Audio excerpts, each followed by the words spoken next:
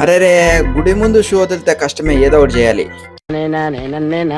జబరొట్టి చట్నీ తింటే happy happy happy. అమ్మ ఏం మామ బీడీలు కూడా డబ్బులు లేవు.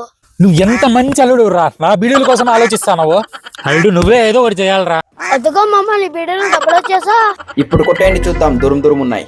అల్లుడు నువ్వు ఇది తీసుకో, నేను అది తీసుకుంటా.